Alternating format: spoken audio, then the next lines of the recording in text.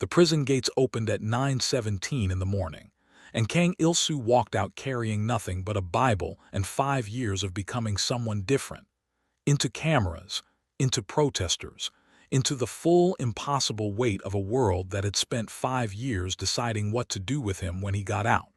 He had prepared for all of it. He had not prepared for the sound of small running feet cutting through the crowd with the absolute, undeflectable certainty of something that has a destination and no concept of obstacle. The crowd parted the way crowds part for small children, without deciding to, and through the gap came a 4-year-old girl in a yellow coat, running with everything she had across the open concrete between the prison gate and the man she had never met. And she wrapped both arms around his legs and looked up at him and said, in a voice loud enough for every camera in that courtyard to catch it, "Daddy." The most feared man in South Korea's criminal underworld went down on one knee on the pavement outside a maximum security prison and looked at a child who had his jaw in her mother's eyes and no idea whatsoever that she had just changed every plan every person in that courtyard had made for his future. Subscribe right now, because what happens next, the mother, the president, the empire that doesn't accept resignation, and the man trying to be new in a world that built itself on him staying exactly who he was, you will never see it coming. Not one piece of it. Adiz Obi had been awake since 4 in the morning, which was not unusual.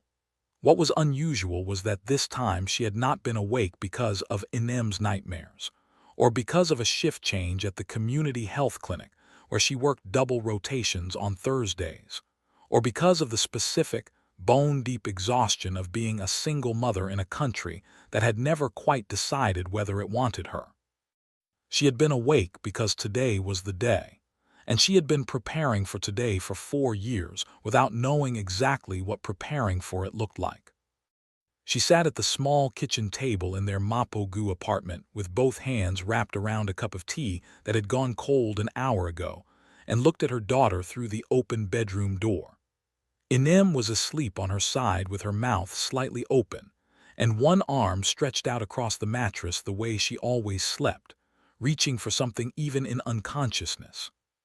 She was 4 years old and she had her father's jaw and her mother's eyes, and an absolute certainty about the world that Adiz both marveled at and privately dreaded, because a child that's certain about the world eventually becomes a child that's certain about the questions it hasn't answered yet.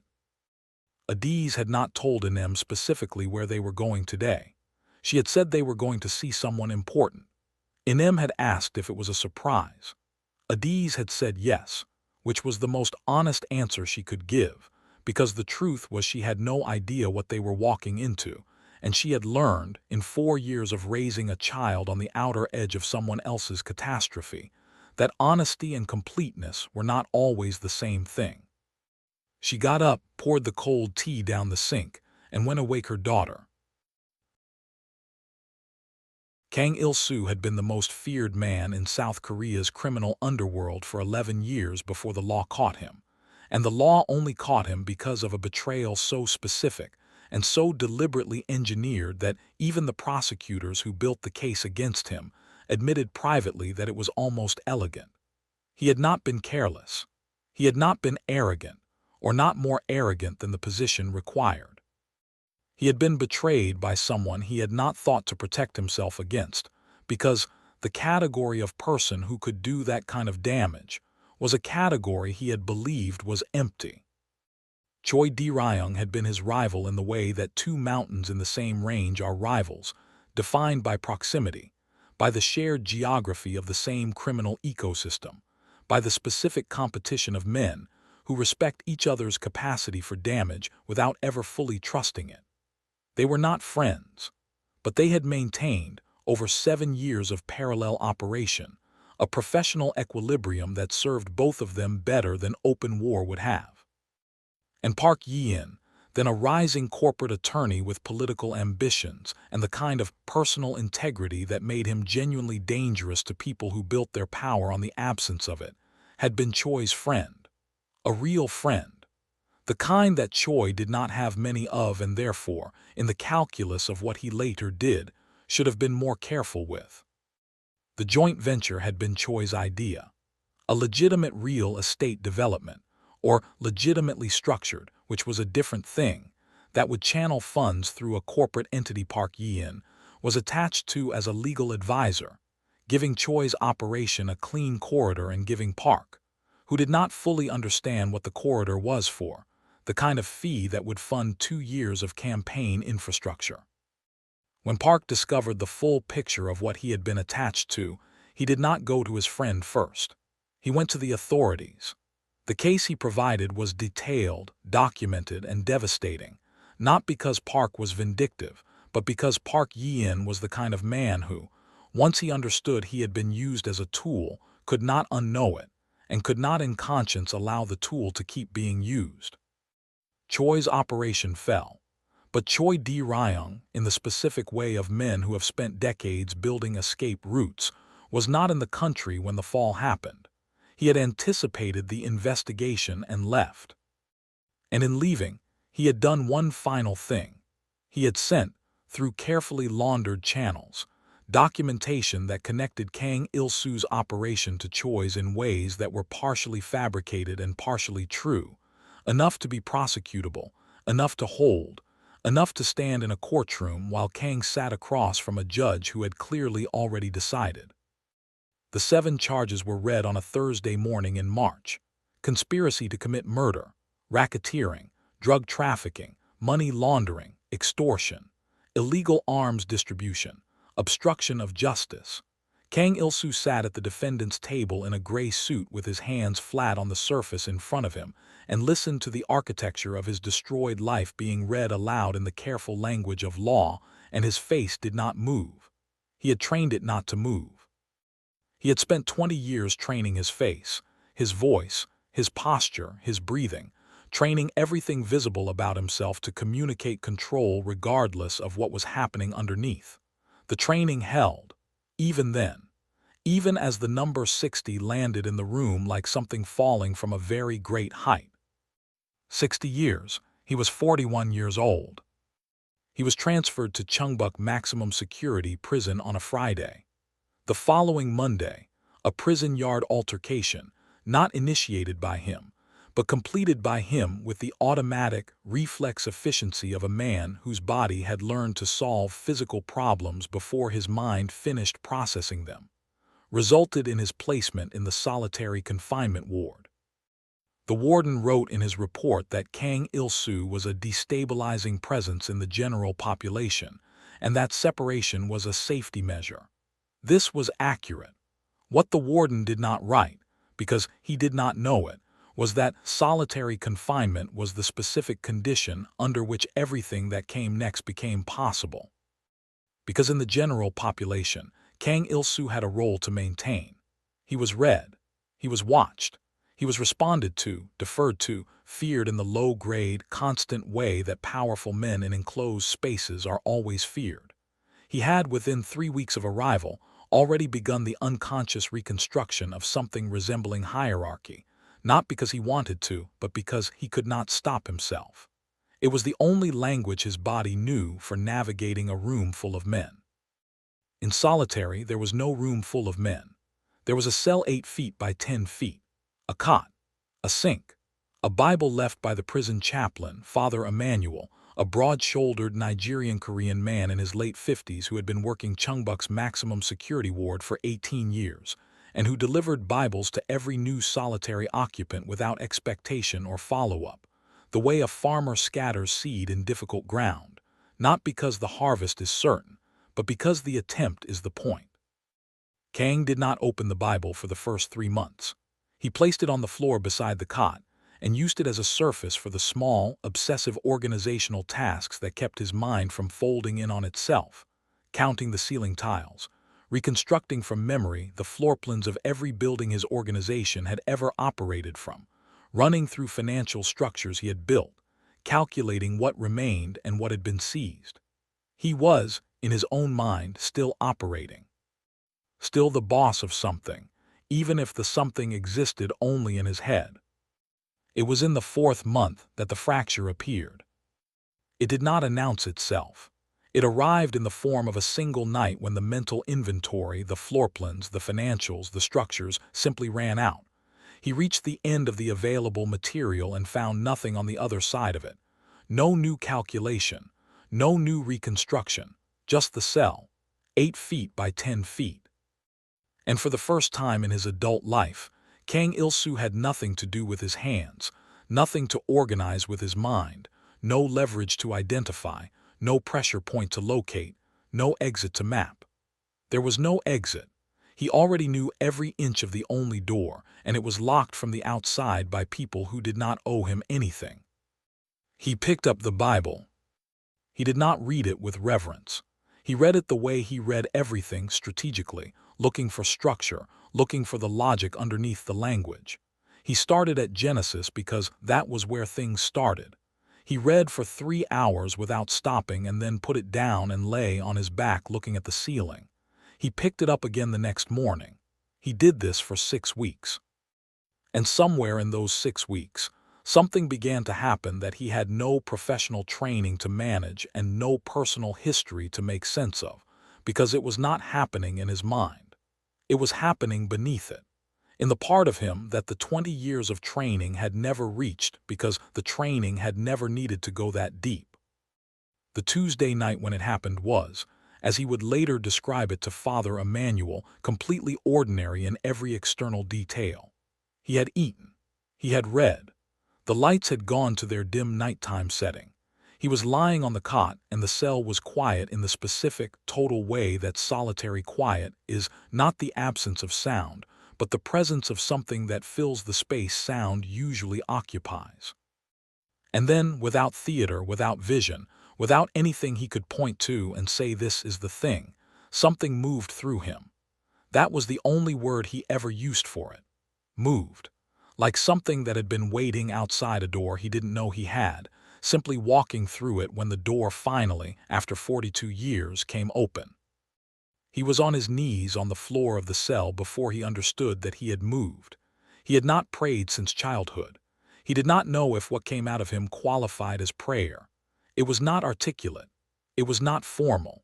It was the sound a man makes when he has been holding something that was too heavy for too long and has, finally, in a room where no one can see him, set it down. He wept for 2 hours. Then he was quiet. Then he slept, and the sleep was different from any sleep he had known in 4 months of solitary, which was different from any sleep he had known in 20 years of building an empire on the compressed, vigilant rest of a man who could not afford to be fully unconscious. When Father Emmanuel came for his weekly round the following Thursday, he found Kang Il-soo sitting on the floor with the Bible open in his lap, and an expression on his face that the chaplain had seen before. Not often, maybe 11 times in 18 years. The expression of a man who has been broken open and has not yet decided whether to be afraid of what has come through. Father Emmanuel sat down on the floor across from him without being invited, because that was the kind of man he was. They talked for 4 hours. When the guard came to end the session, Father Emmanuel asked Kang if he wanted him to come back tomorrow. Kang Il-soo, who had not asked anyone for anything in 20 years except through the specific grammar of implication and pressure, said yes. Outside the prison walls, nobody believed it. The news moved through the criminal underworld with the particular speed that rumors move when they confirm something everyone suspected. The boss is running a con. The boss is playing the long game. The boss found religion the way men find religion when they need something from the people religion impresses.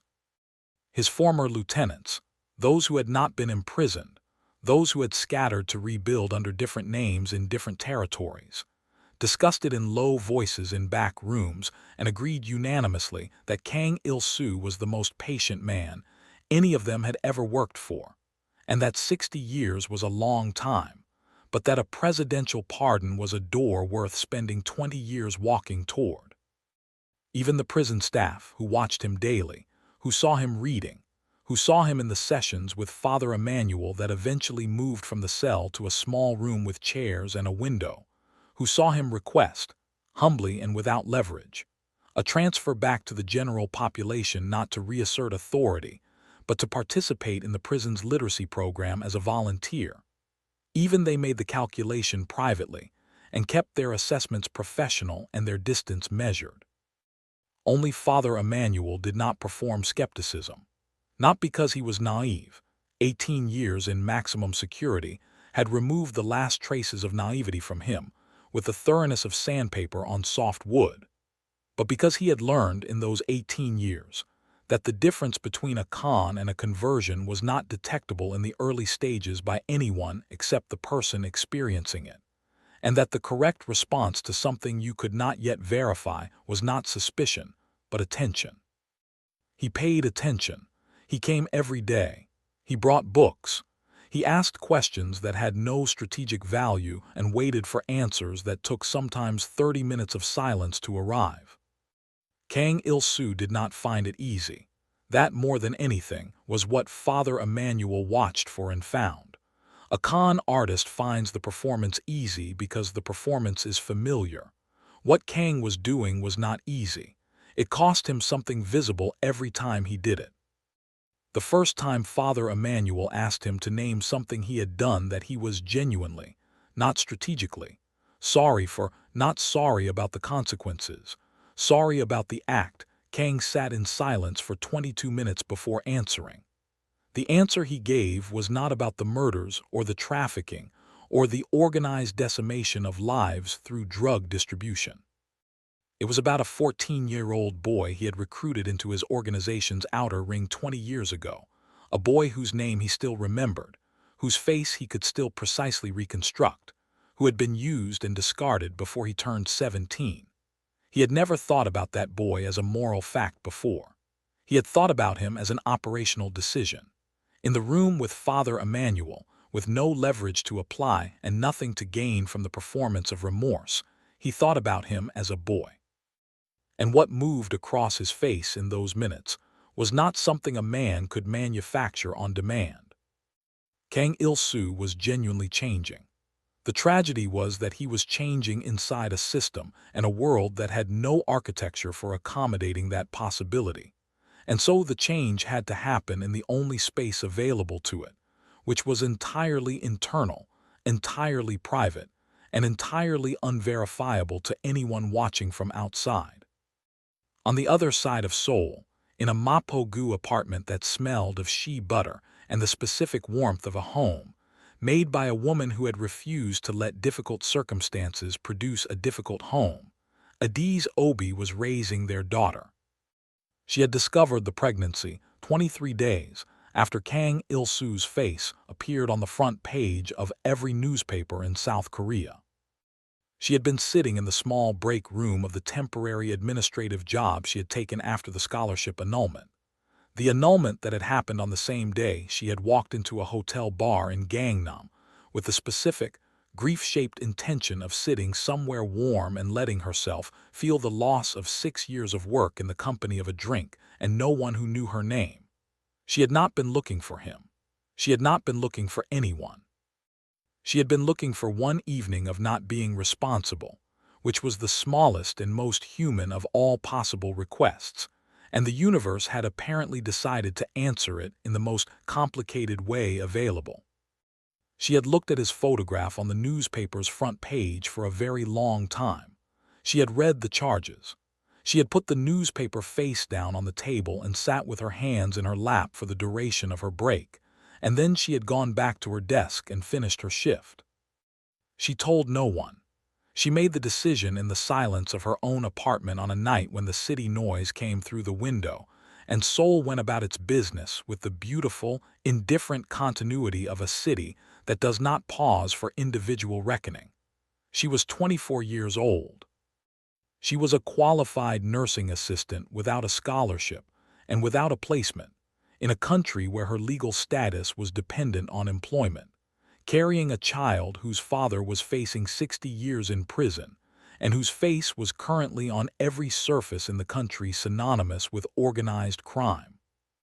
She made the calculation not coldly but clearly, the way she had been making calculations since she was 12 years old, and had first understood that clarity was the tool available to people who did not have the luxury of confusion. She was keeping the baby. She was going home to Nigeria for the birth. She was coming back. She had invested 6 years in Seoul, in the language, in the professional relationships, in the specific knowledge of a city that she had made, despite everything, into something resembling home. She was not going to let one man's catastrophe take that from her. She was already not going to let one man's catastrophe define her daughter's life if she could help it. Inem was born on a Thursday morning in Lagos, in her grandmother's house, in the room that had always smelled of camphor and old cotton. With her grandmother and her aunt and a midwife, who had delivered half the neighborhood's children, pressing cool cloths to Adi's forehead, and telling her in Igbo that she was stronger than she thought, which was something Adi's already knew, but found she needed to hear anyway. Inem arrived furious and certain, with a full voice and a look on her face in those first minutes that her grandmother described as a child who has already decided. She was a dark-skinned, luminous, round-faced baby with a jaw that would become, as she grew, increasingly unmistakably Korean in its architecture, and eyes that were entirely her mother's, wide, dark, taking in the room with a steadiness that seemed calibrated for someone much older. Adiz went back to Seoul when Inem was 7 months old. She found the community health clinic through a church network, applied with her nursing credentials, and a letter of reference from the Lagos hospital, where she had done supplementary training during her time home, and was hired by a director who valued competence over paperwork, and who asked no questions about the specifics of her previous Seoul experience beyond the professional ones. She rented the Mapogu apartment. She found the babysitter through the same church network. She rebuilt. She did not look up Kang Il-su's case. Not once. She made this decision deliberately and held it with the specific discipline of a woman who understood that there were things you could not afford to know if you intended to function, and the state of a man in a maximum security prison who did not know his daughter existed was one of those things. She gave Inem a life that was warm and specific and hers, Korean nursery rhymes and Igbo bedtime stories, doenjang jjigae and egusi soup, a bedroom wall that Adiz had painted herself in the yellow and green of Enem's choosing, a babysitter who called Inem "my little general" because of the way she organized her toys. She did not tell Inem her father's name. She told her, when the question arrived at age 3 with the blunt, surgical curiosity of a child who has identified a gap in her information, that her father was a man who did not know she existed yet. Inem had considered this and then asked if they were going to tell him. Adiz had said, "One day." Inem had accepted this with the equanimity of a child who has learned that her mother's one days are real and have dates, even if the dates are not shared immediately. The date arrived because of Park Yi-in. Park Yi-in had won the presidential election in Kang Il-su's 5th year of imprisonment, on a platform of institutional reform and anti-corruption legislation that his opponents called idealistic and his supporters called long overdue. He was 52 years old, silver-haired in a way that photographed as distinguished, and possessed of the specific moral seriousness of a man who had once made an enormous mistake, attaching himself to Choi Di-ryung's venture, and had responded to the discovery of that mistake by burning everything connected to it to the ground, including his friendship, including his reputation for 2 difficult years, including every professional relationship that had benefited from the association. He had rebuilt on the rubble with such thoroughness and such visible integrity that the burning itself had become, in the political narrative, evidence of his character rather than a mark against it. He had thought about Kang Il-su more than anyone knew, not with sympathy exactly. Sympathy for a man who had run a criminal empire for 11 years was a position too complex to hold in public and barely manageable in private, but with a specific, uncomfortable awareness of the role Choi's betrayal had played in Kang's arrest. The documentation Choi had sent to law enforcement had been partially fabricated. Park knew this because he had seen enough of Choi's methodology to recognize the architecture of a frame when it had Choi's fingerprints on it. He could not prove it cleanly. The provable portions of the charges against Kang were real enough to hold regardless of the fabricated additions. But partial fabrication was still fabrication, and Park Yi-in was a man who did not easily make peace with the idea that someone was serving 60 years on a charge that had been augmented by his former friend's self-protective engineering. He had also received, through channels he was not supposed to acknowledge, a report from Chungbuk's prison chaplain. Father Emmanuel had not written it for political consumption. He had written it as part of a wider document about rehabilitation programming in maximum security institutions, and it had filtered through 3 bureaucratic layers before arriving on a desk of someone who recognized its relevance and passed it upward. The report did not name Kang Il-soo directly, but it described, in the precise, unembellished language of a man who had been doing this work for 18 years and had no interest in drama, a prisoner whose transformation showed every marker of genuine interior change and none of the markers of performance, and Park Yi-in, who had built his career on the ability to distinguish between those two things, read it 4 times. What his advisors knew was that the pardon was strategically useful. What they did not know was that it was also, in Park's private reckoning, a debt, not to Kang, to accuracy, to the uncomfortable fact that justice, in this case, had been served on grounds that were real but not entirely clean, and that 60 years was a sentence for crimes as charged, and the charges had been augmented by a man who was currently living comfortably in Singapore under a business visa, unreachable and unpunished. President Kim Dae-fo learned of the pending pardon through the specific intelligence channels that opposition party leaders maintain, and his response was immediate and strategic. Kim Dae-fo was 63 years old, compact and precise, a man who had built his political career on the control of infrastructure, 3 critical national transport corridors whose operational systems his faction had embedded loyalists into over a decade of careful positioning. He understood, within hours of the intelligence reaching him, that Park was not issuing this pardon out of sentimentality. He understood that a man with Kang Il-soo's former network, his operational knowledge of the underground corridors through which things moved beneath the official surface of South Korea's infrastructure, was a resource. A specific, unchargeable, deniable resource that Park intended to deploy against Kim's embedded systems. Kim made his own call. His people reached out to Kang's former lieutenant, a man who went by the name of Shin, and who had spent 5 years carefully rebuilding the organization's outer structure under new nomenclature. The message was simple. The president who is releasing your former boss intends to use him. If he returns to operation, our interests and your interests align. Shin listened, said nothing useful, and reported the contact to the prison chaplain through an intermediary, which was the most extraordinary sentence in any file Father Emmanuel had ever maintained.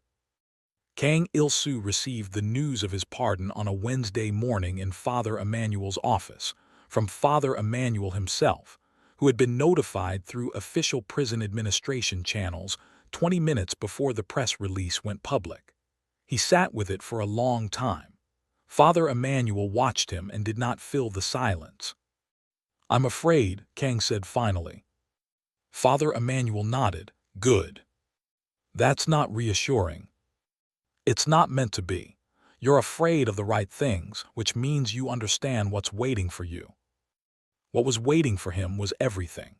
The press, who had been following the pardon story for 3 weeks since the announcement with the specific, salivating attention they reserved for anything involving organized crime intersecting with presidential power. His former organization, which had never fully accepted the concept of his resignation, and which would interpret his release either as his return or as an opportunity, depending on who was reading it. President Park's handlers, who would make contact within 48 hours with the specific, polite language of people collecting on a debt. President Kim's people, who would make contact less politely and sooner. And Father Emmanuel had ensured, through 3 months of careful coordination with a community reintegration NGO and a housing support program attached to the prison ministry, that Kang had somewhere to go, people who expected nothing from him except presence, and a structure for his days that was not optional. What was not waiting for him, as far as anyone knew, was a daughter. The morning of his release was cold and bright. The kind of February morning that soul produces when it has decided to be beautiful rather than merely endurable. The prison gates were surrounded, journalists with cameras on raised poles, protesters on both sides, those who believed his pardon was a corruption of justice and held signs that said exactly that, and those, smaller in number and louder in conviction, who were members of the prison ministry's advocacy network and believed in the possibility he represented. Former associates standing in clusters at a distance, watching with the careful, non-committal attention of people taking inventory. Government vehicles with tinted windows parked at the edge of the permissible zone. Kang Il-soo walked through the gates at 9:17 in the morning wearing a plain gray shirt and dark trousers that Father Emmanuel had sourced from the ministry's clothing program, carrying a Bible with a cracked spine and a prayer journal that had been through 3 replacements because he filled them. He was 46 years old. His hair had gone partially gray and he wore it short. His face was leaner than it had been at 41, and there was something in it that people who had known him before could not immediately categorize. Not softness, not weakness, not the performed calm of a man managing a situation. Something that looked more like the specific stillness of a person who has stopped needing the room to be afraid of him. The cameras went to him immediately. The protesters surged toward their respective lines. The government vehicle's occupants noted his emergence without moving.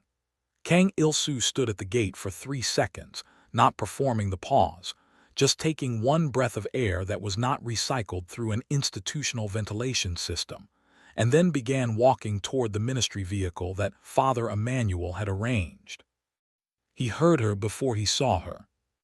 Not the word. The sound of running feet, small and rapid and absolutely certain, cutting through the ambient noise of the crowd with the specific trajectory of something that has a destination and no concept of obstacle. The crowd parted the way crowds part for small children, instinctively, without deciding to. And through the gap came Inem, in a yellow wool coat over a white dress, 4 years old and running with the total physical commitment of a child for whom the distance between her and the thing she is running toward is simply an inconvenience to be covered as quickly as possible. Behind her, at the edge of the crowd, Adiz Obi stood with one hand slightly raised as if she had been about to call out and had changed her mind, watching her daughter cross the open space between the prison gate and the man she had brought her here to find, and her face was doing several things simultaneously that she had no control over. Inem reached Kang Il-soo and wrapped both arms around his legs with the grip of a child who has decided this person belongs to her and is taking possession. She looked up at him with her mother's eyes from a distance of about 3 feet of altitude. "Daddy," she said, clearly, loudly, with the confidence of a child who has been waiting to use this word in this specific context and has decided the wait is over. The crowd went very quiet. Not silent, the cameras were still running, the protesters were still holding signs, the government vehicle's engines were still idling, but the specific quality of the noise changed, the way atmospheric pressure changes before weather. Kang Il-soo looked down at this child. He looked at her jaw. He looked at her eyes. He looked at the yellow coat and the white dress and the specific certainty of her grip on his legs, and something happened to his face that no camera angle fully captured, because it moved through too many registers too quickly. Confusion, recognition. A question too enormous to be formed into language. And then something that was not any of those things. Something that came from the same place the Tuesday night in the solitary cell had come from, beneath the trained surface of him. From the part that the 20 years of training had never reached. He went down on one knee, not carefully. His legs simply took him there. He looked at this child at eye level, and she looked back at him with no fear and no uncertainty, just the frank, complete attention of a 4-year-old who has found what she came for. "What is your name?" he asked. His voice came out wrong, not the voice he had been using for 5 years in the prison, the voice Father Emmanuel had gradually drawn out of him, quieter and more human than the one he had used for his empire. Something even further underneath that. "Inem," she said, "my mommy brought me." He looked up. Across the open space, across the crowd and the cameras and the protesters and the government vehicles, and the entire impossible landscape of everything he had walked out into, he found Adiz. She was not moving toward him. She was standing at the edge of the space, in a dark blue coat with her hair natural and her hands at her sides, and her expression was not an apology and not an accusation and not a performance of any kind. It was the expression of a woman who had made a decision and was standing behind it and waiting to see what it cost. He stood up slowly, his hand going to Inim's shoulder. She did not move away. He looked at Adiz for a long moment across the noise and the chaos. Then he took Inim's hand and walked toward her, and the cameras followed, and the crowd moved, and the government vehicles noted the development with the specific interest of people recalculating variables. "I didn't know," he said when he reached her. "I know," she said. "She's mine." "Yes." He looked at his daughter. Inem was studying him with the systematic attention of a child doing an assessment. "You have my face," she told him gravely, which was the most purely Inem thing Adiz had ever heard her say, and which produced, on Kang Il-su's carefully reconstructed face, the first complete and unmanaged expression of the morning. He almost smiled, then he did. "If this story is holding you, you are exactly where you should be. Stay with it." What followed the release was not one problem. It was 4 problems arriving simultaneously from different directions, and the specific terror of Kang Il-su's new existence was that the tool he had always used to manage multiple simultaneous problems, the cold, architectural intelligence of a man who read rooms and people and situations as leverage systems, was the tool he was trying with everything he had to put down. And putting it down did not make it disappear. It made it louder. Because a reflex silenced is not a reflex removed. It is a reflex waiting. The ministry housing was a modest apartment in a quiet part of Siadimun, 2 rooms, a kitchen, a window that looked at a courtyard with a single tree. Father Emmanuel had stocked the refrigerator and left a note with the address of the community center where Kang was expected 3 times a week as part of his reintegration agreement, the terms of the pardon, and the simple human understanding that a man cannot rebuild in a vacuum. Kang sat in the apartment on his first night of freedom and looked at the courtyard tree in the dark for 3 hours. He prayed. He did not sleep. In the morning, Park Yi-in's chief of staff called. The conversation was brief and professional and entirely clear in what it was not saying, which was the thing it was saying. The president was grateful for the opportunity to demonstrate executive clemency in a case with genuine rehabilitation evidence. The president was also available, at Kang's convenience, to discuss any way in which Kang's considerable knowledge of certain historical operational networks might be made useful to ongoing national security interests. The chief of staff used none of those words. He used the words informal consultation and mutual benefit, and at your complete discretion. Kang said he understood and would be in touch, and hung up and sat with the phone in his hand for a long time. He understood what Park wanted. He had understood it before the pardon. He was not naive about the terms of the debt. What he was working out, in the specific, unglamorous privacy of a man trying to live according to a set of principles that had no precedent in his personal history, was whether the debt was payable in a way that did not require him to become, again, the person who would have found it a natural transaction. Kim Defoe's contact arrived less formally. A man appeared outside the community center on the 2nd Thursday of Kang's reintegration program, standing at the appropriate distance and looking at nothing in particular with the specific, readable body language of someone who wants to be noticed without being obvious about it. Kang noticed him in the first 4 seconds of exiting the building, assessed him with the automatic efficiency of 20 years of reading threats and intentions in the body language of men, and then stopped himself from doing anything with the assessment except nodding it. He walked past. The man did not follow, but his presence said everything that needed to be said. The other side was watching, and the other side had its own interest in what Kang Il-soo did with his freedom. And then there was Adiz. She had not come to him again after the gate. She had taken Anem home, fed her lunch, put her down for her nap, and sat at the kitchen table with her phone in her hands for an hour before she texted the number Father Emmanuel had given her 3 weeks earlier when she had finally, after 4 years of deliberate non-looking, looked. The text said, "I brought her because she asked, not because I want anything from you, but she deserved to know you exist." He had replied from the ministry apartment with a message that took him 40 minutes to write and was 11 words long. "She is extraordinary. You did that. Can I call you?" She had said yes. The phone calls were the strangest thing that had happened to Kang Il-soo since the Tuesday night in solitary, and he had stopped ranking strange things by then. They talked about Anem, about her personality, her language, the way she organized her toys, the things she was afraid of, the things she was not afraid of that perhaps she should be.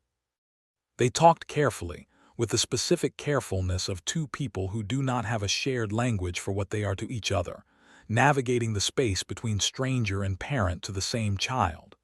Adiz was not warm to him. She was not cold. She was precise, which was the most honest register available to her, and he recognized precision as a form of respect from a woman who could have offered him nothing. He asked if he could see Anem. Adiz said, "I'll think about it." She thought about it for 9 days. In those 9 days, she spoke to Father Emmanuel. She had called the number, introduced herself, and found on the other end of the line a man whose voice had the specific quality of someone who had spent decades in rooms where honesty was the only useful currency and had stopped knowing how to be anything else. She asked him what she needed to know. He talked for a long time.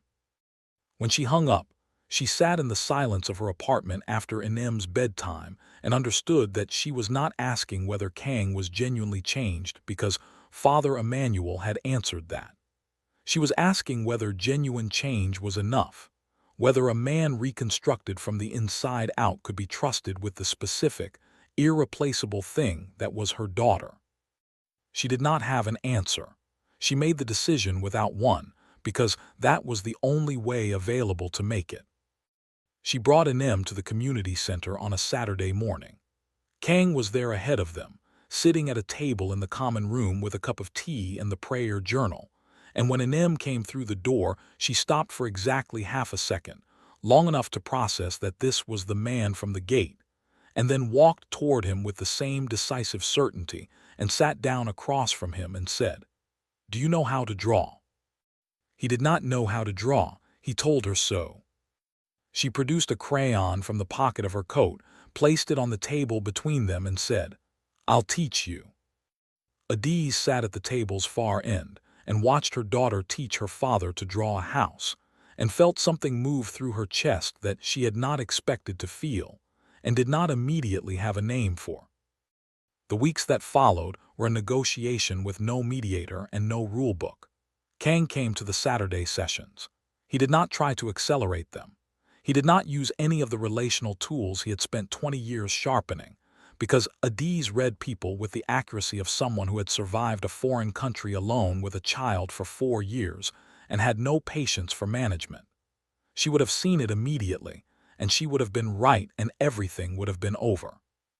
So he did the only thing available to him, which was to simply be present without agenda, which was the hardest thing he had ever done, harder than any negotiation his former life had required, because every negotiation had given him something to do with his hands. Shin arrived on a Tuesday evening outside the ministry apartment. He was 43 years old, lean and careful, wearing clothes that were deliberately unremarkable. He had been Kang's most trusted operational lieutenant for 8 years before the arrest, and he had spent 5 years maintaining the organization's outer structure with the quiet, competent patience of a man who considered himself a custodian rather than a leader, keeping things intact for the person they belonged to.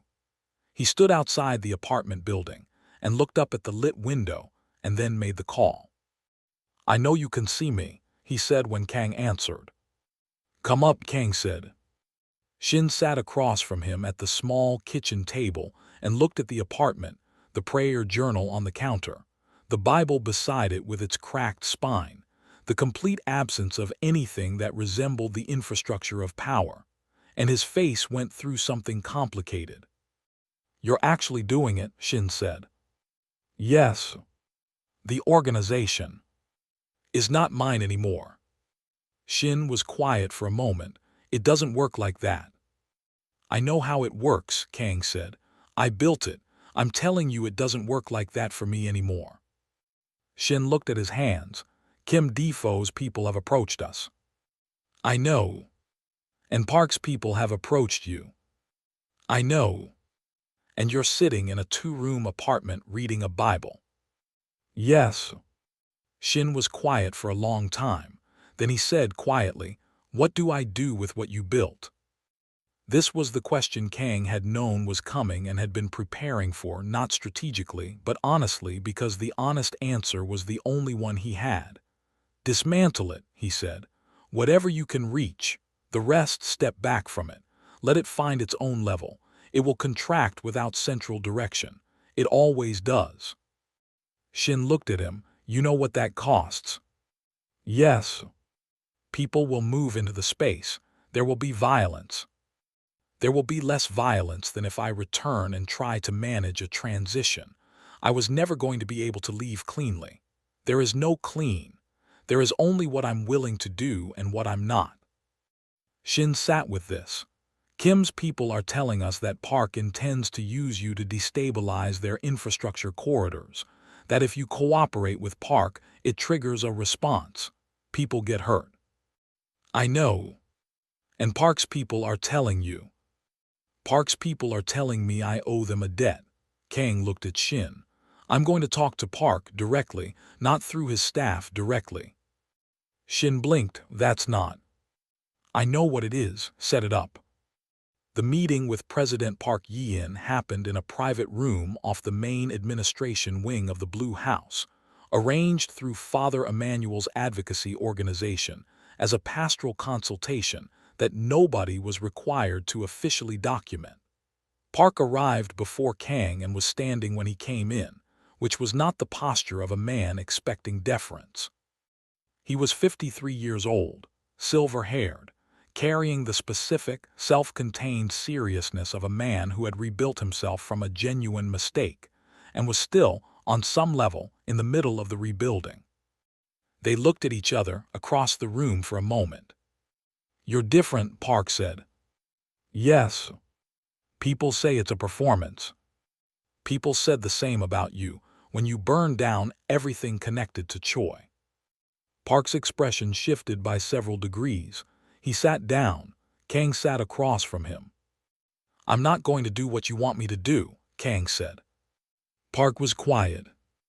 "I understand the debt. I understand what the pardon cost you politically. I am telling you directly, because you are the kind of man who respects directness, that I cannot operate as an intelligence asset against Kim Defoe's infrastructure. Not because I'm protecting anyone. Because the moment I agree to that, I am the same person I was. I am just doing it for a president instead of for myself. And every decision I have made in the last 5 years becomes a lie, including the one that kept me alive in a cell when there was nothing to keep me alive for." Park looked at him for a long time. "The pardon is already issued," Park said finally. "I can't revoke it on the grounds of your unwillingness to be useful." "I know. Then what are you offering me?" Kang leaned forward. "I will testify to what I know about Choi D-ryung, specifically, on record, not about the fabricated portions of my charges, those I cannot prove, but about Choi's methodology, his contacts, his operational structure in Singapore. That testimony, properly handled, gives you enough to pursue extradition proceedings. That is more useful to your position than anything my former network's intelligence could provide, and it costs you nothing except the acknowledgement that the case against me was partially built on manufactured evidence. Silence. Park Yin looked at the man across from him, the man who had been, 5 years ago, the consolidation of everything he had spent his career opposing, and made the assessment that he had been making about people for 30 years with the accuracy that had made him, eventually, president. "You're not doing this for me," Park said. "No. You're doing it because it's the right thing to do, and because it doesn't require you to become what you were." "Yes." Park nodded slowly. "I'll have my legal team contact Father Emmanuel." Kang stood. "One more thing." Park looked at him. "Kim Defoe's people are going to interpret my refusal to cooperate with you as availability to cooperate with them. That creates a problem for someone I am responsible for." He did not say Adi's name. He did not say NM's name. He said someone I am responsible for, and Park, who was excellent at reading what sentences were holding, understood immediately. "I'll arrange quiet protection," Park said, "unofficial." "I know you will," Kang said. "That's why I told you." He walked out. In the corridor, his hands were shaking, which they had not done since the Tuesday night in the cell. He pressed them flat against the wall and took 3 measured breaths, and then continued walking, because the shaking was not fear and it was not weakness. It was the specific physical response of a man who has done the right thing in a room where the wrong thing was available and familiar, and whose body is processing the novelty of the choice. The weeks that followed were not simple. Kim Defoe's people made contact twice more, through escalating intermediaries, and Kang declined twice more, through Father Emmanuel's legal representation, which put the declines on record in a way that was both protection and provocation. The testimony preparation for the Choi Di-ryong proceedings began through Park's legal team and was detailed and exhausting, requiring Kang to reconstruct from memory operational specifics from 11 years of criminal activity, an exercise that he found spiritually corrosive in proportion to its legal utility, and that he did every morning before prayer, not after, because he had learned that he needed the prayer to come after the darkness, not before it. Shin began, quietly and without announcement, the process of contracting the organization. It was not clean. There were disputes. There was violence in 2 instances that Kang heard about and could not prevent, and which settled into him like stones. Father Emmanuel sat with him through both nights, not talking, just present, which was the thing Kang had learned was the most honest form of companionship available to grief that had no clean resolution. NM turned 5 in the ministry apartment, because Adiz had agreed, for the birthday, to let her choose the location, and NM had chosen without hesitation the place where she drew with her father on Saturdays. She sat at the head of the community center table in a yellow dress that was the same yellow as the coat from the prison gate morning, which Adiz had kept because NM had asked her to keep it, and she blew out her candles with the full-bodied commitment of a child for whom this was a formal occasion. Father Emmanuel was there. 2 of the community center's regular attendees were there. Adiz was there, in a green dress that she had bought that morning, because she had realized at 7 a.m. that this was the first birthday of her daughter's life that NM's father would be present for, and she had wanted to be dressed for the weight of that. Kang sat beside NM and helped her cut the cake with the specific, slightly incompetent gentleness of a man who had never cut a birthday cake and was determined to do it without injuring anyone. NM directed him with the authority of someone who had strong opinions about cake portions. Adiz watched from across the table and felt the thing she had been feeling for several weeks, without nomming it expand in her chest, until it was no longer comfortable to leave unnamed. After NM was asleep on a cot in the back room, Adiz and Kang sat in the community center's common room with the remnants of the birthday on the table between them. It was 9 o'clock. The city was doing what Seoul does at 9 o'clock, which is to proceed with enormous energy in multiple directions simultaneously. "She asked me yesterday if you were going to live with us," Adiz said. He looked at her. "What did you tell her?" "I told her I didn't know yet." He was quiet.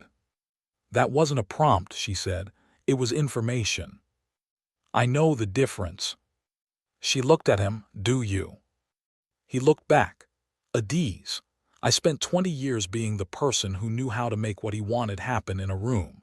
I know the difference between information and a prompt because I spent 20 years manufacturing the ambiguity between them. I am telling you, with whatever credibility I have, that I am not doing that to you." She was quiet for a moment. "Father Emmanuel says you're the real thing." "Father Emmanuel is generous." "He's not actually. I asked him specifically and he said specifically." Kang looked at his hands. "I am trying to be. That is the most honest sentence I have. I am trying. Some days it costs more than others. Most days it costs more than I expected." She looked at him for a long time. "Inem loves you." "I know, she told me directly, last Saturday." Something moved across Adiz's face. "She told you she loves you." "She said, 'Daddy, I love you more than drawing,' which she then clarified was the most serious thing she could love someone more than." He paused. "I held it together until she went back to her crayon, and then I had to excuse myself for approximately 6 minutes." Adiz looked at him. Something that had been held very tightly in her expression quietly released. "She loves drawing," she said. "I know, I've been learning." "You're terrible at it." "She says the same thing. She's teaching me anyway." Adiz smiled. It was not a large smile. It was the specific, quiet smile of a woman who has decided something without announcing the decision. "You can come for dinner," she said. "Next week, not every week, next week." He nodded. "Okay." "And you wash up after." "Understood." She stood and went to collect her daughter, and Kang Il-soo sat at the community center table with the birthday cake remnants, and the city outside the window, and the prayer journal in his jacket pocket, and the specific, enormous, entirely unfamiliar weight of something that was not power and not leverage, and not the management of a situation. Something that had no professional name in any language he had spent his life operating in. Something that felt, in the only vocabulary available to him after 5 years of slow, difficult, costly reconstruction, like being exactly where he was supposed to be. The Choi D-ryung testimony was filed 6 months after the Blue House meeting. Extradition proceedings began. Kim Defoe's faction, without the infrastructure intelligence they had expected to acquire through Kang, began the slow, grinding process of losing control of the corridors they had embedded themselves into, not through Kang's involvement, but through the secondary disruptions of Shin's contraction, which had the downstream effect of removing the criminal logistics layer that Kim's embedded systems had been quietly relying on for a decade. It was not justice exactly. It was the specific, structural consequence of things being removed that should not have been there, which tends to produce instability in everything built on top of them. Choi D-ryung was extradited from Singapore 14 months after the testimony filing. He stood in a Seoul courtroom on a Wednesday in November and faced charges that included the fabrication of evidence used in a criminal proceeding, which carried its own sentence. He did not look at Kang Il-soo's name in the documentation. He had learned, apparently, to avoid things he could not unmake. On a Saturday morning in March, 2 years after the gate, Inem sat in the Mapogu apartment between her parents at the kitchen table. She was 6 years old. She was drawing a house, which she did every Saturday, and she had recently begun including people in the houses, figures in windows, figures in doorways, figures in gardens. The house she was drawing today had 3 figures in it. She did not explain them. She did not need to. Adiz was making doenjang jjigae. Kang was at the table with the prayer journal, writing in the margins of a passage he had been working through for a week. They were not touching.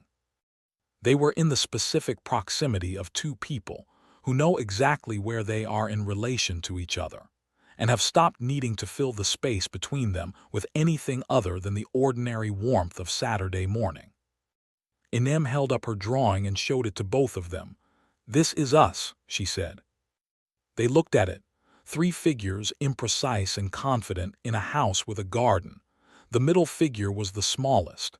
The two outside figures had their hands, in Inem's rendering, pointed toward her. "It's good," Kang said. "I know," said Inem. Adiz looked at the drawing.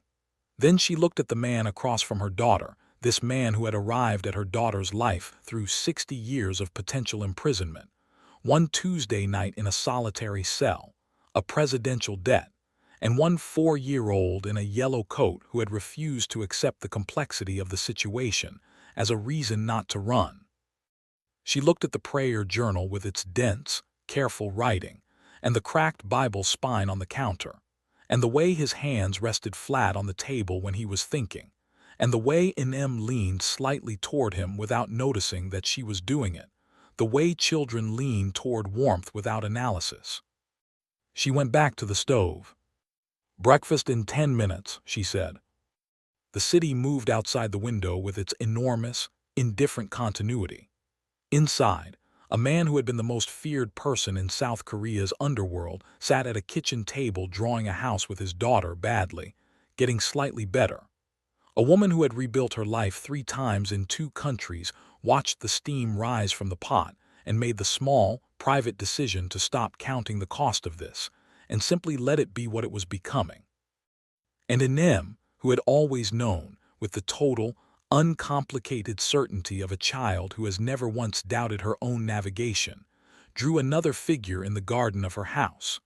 A tall one with Korean cheekbones and her coloring in her father's hands, holding a flower she had decided was yellow.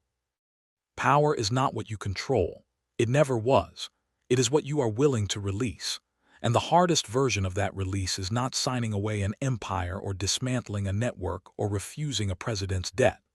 The hardest version is the one that happens every morning in an ordinary room, when everything you were trained to be is available and familiar, and you choose again, quietly, without audience, to be something else.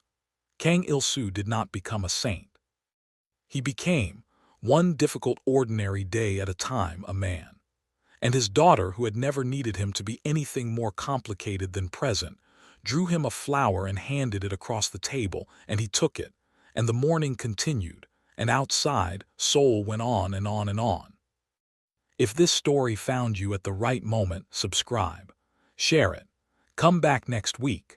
We are building something here for people who believe that the most powerful stories are the ones that ask the most of the people inside them.